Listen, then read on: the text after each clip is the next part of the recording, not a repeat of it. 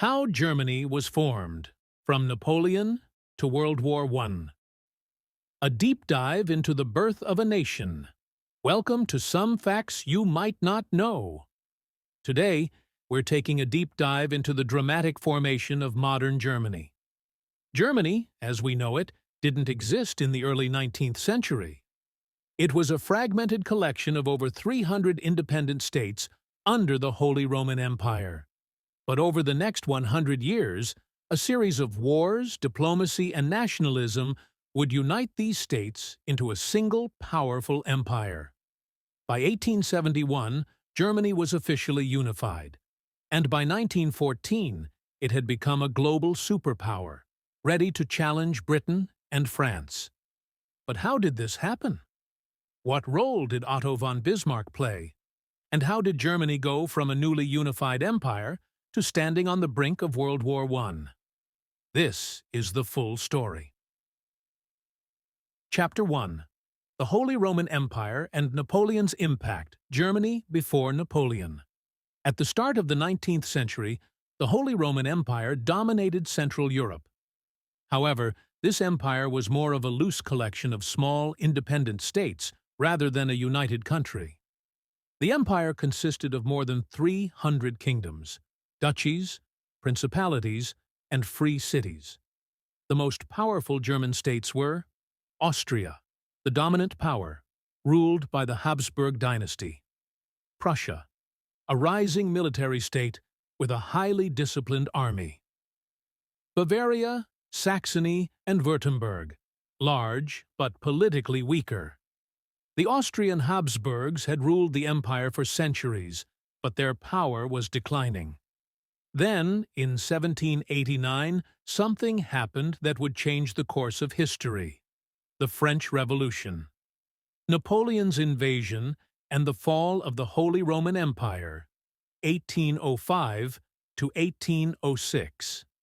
As revolutionary France waged war across Europe, a brilliant young general named Napoleon Bonaparte rose to power. He defeated Austria and Prussia, forcing them into humiliating treaties. In 1706, Napoleon abolished the Holy Roman Empire and replaced it with the Confederation of the Rhine, a group of 16 German states under French control.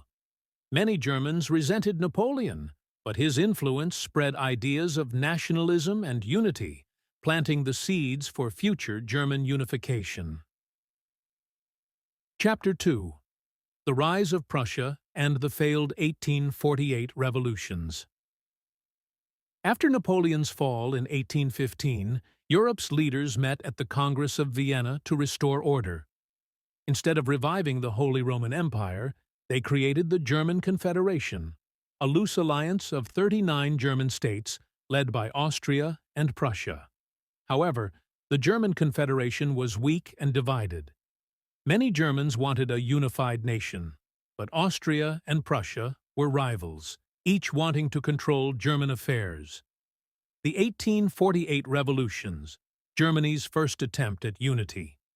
In 1848, revolutions erupted across Europe as liberals and nationalists demanded democracy and unification.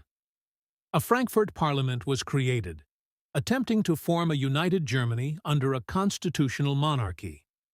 The parliament offered the German crown to King Frederick William IV of Prussia, but he refused, saying he wouldn't accept power from revolutionaries. The revolution collapsed, and Austria regained control. This failure showed that Germany couldn't unite peacefully. It would require force. And the man who would achieve this was Otto von Bismarck. Chapter 3. Bismarck's Master Plan, Unification Through War. Bismarck's Strategy, Blood and Iron. In 1862, King Wilhelm I of Prussia appointed Otto von Bismarck as his chancellor. Bismarck was a master of realpolitik, practical, ruthless politics. He believed that Germany would be united through war, not diplomacy. Bismarck planned 3 wars to achieve German unification. 1. The War with Denmark, 1864, to take Schleswig and Holstein. 2. The Austro-Prussian War, 1866, to expel Austria from German affairs. 3. The Franco-Prussian War, 1870–71, to unite Germany under Prussian leadership. Chapter 4. The Franco-Prussian War, 1870–1871. Germany is born. Bismarck's final war for unification was against France. Why did the war happen?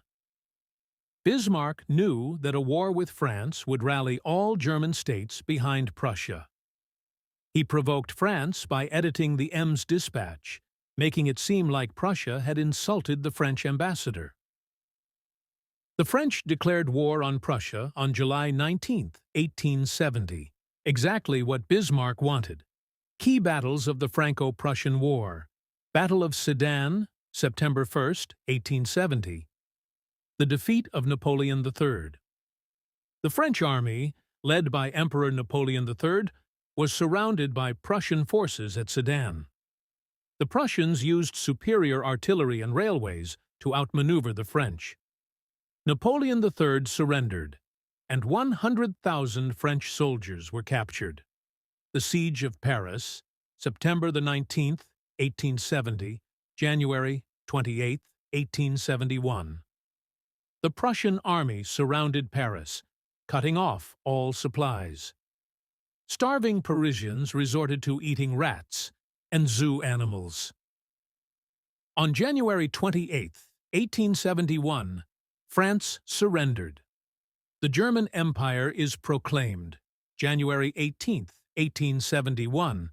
In the Palace of Versailles, Bismarck declared the German Empire, with King Wilhelm I as Kaiser, Emperor.